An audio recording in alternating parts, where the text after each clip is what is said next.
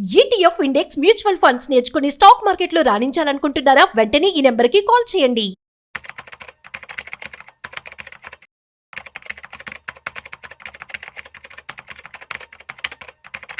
Hi viewers, India's largest digital media network Suman టీవీకి స్వాగతం. ప్రస్తుతం మనతో ఉన్నారు స్టాక్ మార్కెట్ అనలిస్ట్ సుందరరామిరెడ్డి గారు. నమస్తే అండి. ఈఎంఎస్ రంగం గురించి మనం మాట్లాడుకుంటే ఇందులో ఈ వాల్యుయేషన్ లో 50% దిద్దుబాటు చేసేసారు. అంటే ఎందుకండి, ఎందుకు ఇంత 50% అనేది ఎందుకు చేశారు? ఎలక్ట్రానిక్స్ మ్యానుఫ్యాక్చరింగ్ సర్వీసెస్ అవే కాదండి, ఏదైనా సరే త్రిబుల్ డిజిట్లో కనుక వాల్యుయేషన్స్ రన్ అవుతున్నాయి అనుకోండి, ఏదో టైంలో కరెక్షన్ అవుతూ ఉంటాయి. ఎగ్జాంపుల్ మీరు చెప్పినట్టు ఈ ఎలక్ట్రానిక్స్ మ్యానుఫ్యాక్చరింగ్ కంపెనీస్ లైక్ డెక్సాన్ ఉందనుకోండి, అండ్ 1 year బ్యాక్ అయితే ఇవి దగ్గర 212 PEs రన్ అయ్యేది. 212 PE కరెంట్ మార్కెట్లో 58 PE రన్ అవుతున్నాయి. 58 PE అంటే ఆల్మోస్ట్ 73% డ్రాప్ అయింది వాల్యుయేషన్. అండ్ కేన్స్ టెక్నాలజీస్ ఒకప్పుడు అది 203 PE రన్ అయింది 1 year హైలో ఉన్నప్పుడు. ఇప్పుడు 71 PE రన్ అవుతున్నాయి, అంటే 65% వాల్యుయేషన్ డ్రాప్ అయింది. అండ్ అలాగే అంబర్ టెక్నాలజీస్ 142 PE ఉండేది ఒకప్పుడు ఆల్ టైమ్ హైలో ఉన్నప్పుడు, ఇప్పుడు 100 PE రన్ అవుతుంది, అంటే 30% PE డ్రాప్ అయింది. అలాగే PGEL 132 ఉండేది, ఇప్పుడు 65 ఉంది, 50% డ్రాప్ అయినాయి. Almost all electronics manufacturing services companies మొత్తం కూడా వాటి వాల్యుయేషన్స్ మోర్ దెన్ 50% డ్రాప్ అయింది. ఎప్పుడైనా ఒక సెక్టార్ ఉంది అనుకోండి, ఆ సెక్టార్ మీద హైప్ ఎక్కువ ఉంటుంది. అప్పుడు ఎందుకంటే హైప్ తోటి ఎక్స్పెక్టేషన్స్ ఎక్కువ ఉండి ఎక్కువ పీ పెట్టుకుంటారు. అంటే అది న్యూ సెక్టార్ అయి ఉండి every year sales double triple అవుతున్నాయి అనుకోండి, ఎవ్రీ ఇయర్ ఫాస్ట్ గ్రోత్ అవుతున్నాయి అనుకోండి, ఎక్స్పెక్టేషన్స్ ఎక్కువ ఉంటాయి. కొత్త కంపెనీస్ ఎప్పుడు యంగ్ కంపెనీస్ ఎనర్జెటిక్గా ఉంటాయి కాబట్టి వాటి నుంచి ఎక్స్పెక్టేషన్స్ ఎక్కువ ఉంటాయి. పైగా మేనేజ్మెంట్ కూడా లేదు, అష్యూరెన్స్ ఎక్కువ ఇస్తారు. ఒక క్వార్టర్లో 30% వెళ్తామని, 1 yearలో డబుల్ వెళ్తామని ఇలా వెళ్తా ఉంటారు. అలాంటప్పుడు ఏదన్నా ఒక్కసారిగా వాళ్ళు అనుకున్నది ఎగ్జిక్యూట్ చేయలేకపోయినా, మార్కెట్ కండిషన్ ఫేవర్ లాగా చేయకపోయినా సడన్గా డ్రాప్ అవుతాయి అనమాట అవి.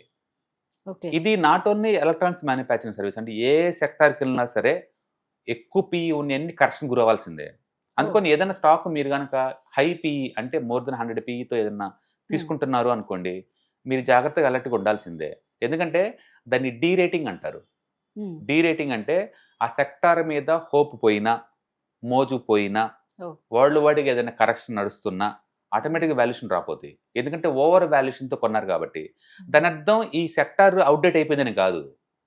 ఆ సెక్టార్ అవుట్డేట్, వాటిలో సేల్స్ ఏం తగ్గలేదు, అంటే ప్రాఫిట్ ఏం తగ్గలేదు, కానీ హైప్ లేదు ఇప్పుడు. ఇంకా అంటే ఒకప్పుడు హైప్ డ్రైవన్ వాల్యుయేషన్స్, ఇప్పుడు రియలిస్టిక్ వాల్యుయేషన్స్ అనమాట. అండ్ ప్రతి స్టాక్ కి ఈ రెండు డిఫరెన్స్ ఉంటుంది. 3 years back railways high end లో ఉండేది ఎక్స్పెక్టేషన్, ఇప్పుడు రాను వాటి ఇన్కమ్ పెరుగుతూనే ఉంది. అయినా సరే ఇప్పుడు 1 year లోలో దొరుకుతున్నాయి ఇవి. ఏం మారిందంటే ఫండమెంటల్ ఏం మారలేదండి. ఒకప్పుడు హైప్ ఓరియంటెడ్ పీఈ ఉంది, ఇప్పుడేమో గ్రౌండ్ రియాలిటీ పీఈ నడుస్తుంది. అట్లా ప్రతి స్టాక్ కూడా ఓవర్ పీరియడ్ ఆఫ్ టైంలో రియాలిటీకి రావాల్సిందే. ఆ రియాలిటీ ఏంటంటే రియలిస్టిక్ ఎక్స్పెక్టేషన్స్ అనమాట. ఇప్పుడు ఇంకా ఒకప్పుడేమో హైప్ రిలేటెడ్. ఇప్పుడు ఎలక్ట్రానిక్స్ మ్యానుఫ్యాక్చరింగ్ సర్వీస్ ఏం జరిగిందంటే, ఒకప్పుడు గవర్నమెంట్ PLSA సపోర్ట్ ఇచ్చేది, ఇన్ని ఎక్స్పోర్ట్ చేస్తే మీకు ఎంత ఇన్సెంటివ్ అని చెప్పేసి గవర్నమెంట్ ఉల్టా డబ్బు ఇచ్చేది వీళ్ళకి. అలాగే చైనా 1 పాలసీ అని చెప్పేసి వేరే కంట్రీ వాళ్ళు కూడా చైనా దగ్గర నుంచి కాకుండా ఆల్టర్నేటివ్ ఇండియా నుంచి తీసుకున్నారని అష్యూరెన్స్ ఉండేది. అంటే ప్లస్ లోకల్ కూడా డిమాండ్ ఉండేది, ఇంపోర్ట్స్కి సబ్సిడీగా మారుతుందని ఉండేది. ఇవన్నీ హైప్లు కలిపి భారీగా ఇచ్చేసింది అనమాట. ఇప్పుడు ఏమైంది, PLS స్కీమ్ తగ్గించుకుంటూ పోతున్నారు ముందు రోజుల్లో.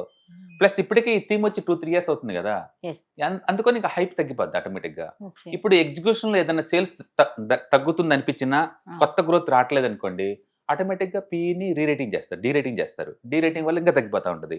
అందుకే స్టాక్ మార్కెట్లో మనం దాన్ని టైం కరెక్షన్ అంటాం. టైం కరెక్షన్ అంటే ప్రైస్ పడదు పెరగదు, అక్కడే ఉంటుంది. 1 year, 2 years, 3 years, 5 years zero return. ఈలో ప్రైస్ డ్రాప్ అవుతూ ఉంటుంది, ఐ మీన్ పీ డ్రాప్ అవుతూ ఉంటుంది. ప్రైస్ డ్రాప్ అవ్వదు, ప్రైస్ మాత్రం స్టేబుల్ గా ఉంటుంది. వాల్యుయేషన్ డ్రాప్ అవుతూ ఉంటాయి. ఇప్పుడు టైం కరెక్షన్ నేను లాస్ అవుతున్నాం కదా, ఇక్కడ పెట్టే బదులు వేరే దాంట్లో పెడితే నాకు మనీ వచ్చేది కదా. అందుకని స్టాక్ మార్కెట్ లో ప్రైస్ కరెక్షన్ కన్నా టైం కరెక్షన్ తో లాస్ అయ్యే ఇన్వెస్టర్స్ ఎక్కువ మంది ఉంటారు. ఎందుకంటే దాంట్లో ఇన్వెస్ట్ చేసి 2-3 years రన్ అది మూవ్ అవ్వలేదు అనుకోండి, తీసుకొచ్చి బయటకు వెళ్ళిపోతారు అందరూ. ఏదో మూవ్ కాకపోయినా సరే వాళ్ళు బయటకు వెళ్ళిపోతారు. అట్లా ప్రతి సెక్టర్ లో కూడా ఏదో ఒక పాయింట్ ఆఫ్ టైంలో అంటే ఈ పీ అనేది డీ రేటింగ్ చేయాల్సిందే, ఖచ్చితంగా చేస్తారు. సపోజ్ ప్రైవేట్ బ్యాంక్స్ ఉన్నాయి అనుకోండి, ఒకప్పుడు 40 PE ఉండేది. కొటాక్ బ్యాంక్ కానీ, యాక్సిస్ బ్యాంక్ కానీ, HDFCలు కానీ 30లు 40లు ఉండేది PE. ఇప్పుడు అది 18 దగ్గరికి వచ్చింది అన్ని. బ్యాంక్లో ఏం మారింది, బ్యాంకింగ్ ఏం మారలేదు, బ్యాంకులో ఫండమెంట్స్ అంతే ఉన్నాయి, ఇప్పటికీ అంతే సౌండ్ ఉన్నాయి. అప్పుడే దాని మీనింగ్ ఏంటంటే ప్రైవేట్ బ్యాంక్స్ మొత్తం వాళ్ళు రేటింగ్ చేశారు. అదే టైంలో లో పీఈ ఉండే బుక్ వాల్యూ కన్నా తక్కువ దొరికే పబ్లిక్ సెక్టర్ బ్యాంక్స్ మొత్తాన్ని రేటింగ్ చేశారు. ఇవి మొత్తం 3 రెట్లు పెరిగింది. లాస్ట్ 3 ఇయర్స్‌లో 3x పెరిగింది పబ్లిక్ సెక్టర్ బ్యాంక్స్ అన్ని. అంటే దాని మీనింగ్ ఏంటంటే లో పీఈ ఉండి మంచిగా పర్ఫార్మ్ చేసే వాటినేమో పెంచుతారు. అదే అంటే హై ఎక్స్‌పెక్టేషన్ హై పీఈ ఉన్నట్టునే పడగొడతా ఉంటారు. అందుకని స్టాక్ మార్కెట్‌లో ఇన్వెస్ట్‌మెంట్స్ అందరికీ పనికొచ్చే మ్యాటర్ కాదు. అది Right. ఎక్స్‌పర్ట్స్ అయి డీల్ చేస్తే Yes. పనికొచ్చిందనమాట. అందుకని ఏదైనా సరే త్రిబుల్ డిజిట్‌లో గనుక పీఈలు కనుకుంటే అది ఏదో ఒక టైంలో ఖచ్చితంగా రేటింగ్ చేస్తారు. కాబట్టి వాల్యుయేషన్ డ్రాప్ అయ్యే ఛాన్స్ ఉంది. ఎగ్జాంపుల్ మనం ఇది చూస్తున్నాం. ఈ విషయం ఇంతకుముందు రైల్వేస్‌లో జరిగింది. అండ్ ప్రస్తుతానికి డిఫెన్స్ కంపెనీలో జరుగుతుంది ఇది. ఓకే. ఆల్ డిఫెన్స్ కంపెనీలో కూడా రేటింగ్ జరుగుతుంది. అంటే దాని మీనింగ్ ఏంటంటే హైప్ ఎక్స్‌పెక్టేషన్ వాల్యుయేషన్ దగ్గర నుంచి అంటే గ్రౌండ్ రియాలిటీ ఎక్స్‌పెక్టేషన్ వచ్చినప్పుడు జరిగే పీఈ అనమాట. అలాగని చెప్పేసి జీరోకల్ ట్రావెల్ చేస్తేనే కాదు. 20, 30 పీఈల దగ్గర ఆగిపోవచ్చు. ఆగిపోవచ్చు. అప్పుడు దాకా అయితే ఆ పెయిన్ భరించాల్సిందే. ఓకే. పెరుగుట విరుగుట కొరకు అన్నట్లు అనిపిస్తుంది. దాని మీనింగ్ ఏంటంటే ఓవర్ ఎక్స్‌పెక్టేషన్. అదే. ఇప్పుడు లుక్ లైక్ ఇప్పుడు మనకు ఒకసారి ఏంటంటే అది కంటిన్యూ అవుద్దేమో అనుకుంటాం. మీరు 'డర్' సినిమా రిలీజ్ అయినప్పుడు చాలా హైప్ క్రియేట్ చేసింది ఎంటైర్ ఇండియాలో. ఇక 'షారుఖ్ ఖాన్' మీద చాలా ఎక్స్‌పెక్టేషన్ Yes. పెట్టుకున్నారు అందరూ కూడా. వరుసగా 12 సినిమాలు ఫ్లాప్ తర్వాత. ఆ తర్వాత 12 సినిమాలు వరుసగా పోయినాయి. ఓవర్ ఎక్స్‌పెక్టేషన్స్ అదే అన్నమాట. అదే అదే. అలాగే 'శివ' సినిమా నాగార్జున చూసుకున్నారు. తర్వాత వరుసగా 10 సినిమాలు ఫ్లాప్ అయ్యాయి. శివ హిట్ తర్వాత నా ఆ, ఫ్లాప్ అదే. ఆ, 1, 2, 3 కాదు. ఏది తీసుకున్న ఫ్లాప్ అయ్యాయి.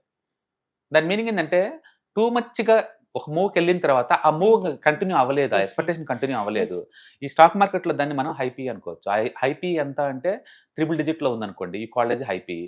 అయితే పీఈలన్నిటికీ వాల్యుయేషన్ కానే కాదు. ఇప్పుడు కొత్త మోడర్న్ కంపెనీ అనుకోండి. అక్కడ సేల్స్ ఇంపార్టెంట్ తప్ప పీఈ కాదు. గ్రోత్ బాగుంది అనుకోండి. సేల్స్ గ్రోత్ మాస్ ప్రొడక్షన్ దిగిన తర్వాత అప్పుడు బ్రేక్ ఈవెన్‌కి వస్తావు. తర్వాత లాభంలోకి వస్తావు. అందుకని ప్రతి కంపెనీకి పీఈ అనేది వాల్యుయేషన్ పారామీటర్ కానే కాదు. ఓకే. పర్టికులర్ స్టార్ట్అప్ కంపెనీస్‌కి అయితే. ఎందుకంటే దాని మీద ఎక్స్‌పెక్టేషన్స్ ఎక్కువ ఉన్నాయి. ఎక్కువ ఉన్నాయి. Yes. కానీ అది ఎక్స్‌పెక్టేషన్ ఫుల్‌ఫిల్ చేయట్లేదు అనుకోండి. ఆటోమేటిక్‌గా దాన్ని కూడా రేటింగ్ చేస్తారు కదా. ఎగ్జాంపుల్ ఇప్పుడు స్విగ్గీ ఉంది, జొమాటోలో ఉన్నాయి. ఒక్కొక్కటి 1000 పీఈ దగ్గరలో ఉంటాయి. బట్ ఆటిలో పీఈ అనేది మ్యాటర్ కాదు. గ్రోత్ అనేదే మ్యాటర్. సేల్స్ గ్రోత్ ఒకటే మ్యాటర్ అనమాట. ఓకే. సేల్స్ గ్రోత్ ఉన్నంత కాలం ఆ హై పీఈ నడుతుంది. సేల్స్ కన్జర్వేటివ్‌గా అయింది అనుకోండి. అప్పుడు వాటిని కూడా రేటింగ్ చేసి పడేస్తారు. అందుకని మీరు ఏదైనా సరే హైప్ రిలేటెడ్ వాల్యుయేషన్స్ ఎక్కువ రోజులు నిలబడవు. మేబీ 1 or 2 years నిలబడితే తర్వాత సస్టైన్ అవ్వవు. తర్వాత పర్ఫార్మెన్స్ బేస్డ్ వాల్యుయేషన్ లైన్‌లోకి వస్తే అది రియాలిటీ. ఓకే. అది రియాలిటీ. అందుకని పాత కంపెనీస్ అన్నేమో కన్జర్వేటివ్‌గా ఉంటాయి. ఎందుకంటే అందులో హైప్ లేదు. లేదు. కొత్తగా వచ్చిన కంపెనీస్ అన్నిట్లో Yes. హైప్ ఉంటుంది. అందుకని ఓవర్ వాల్యుయేషన్స్ ఉంటాయి.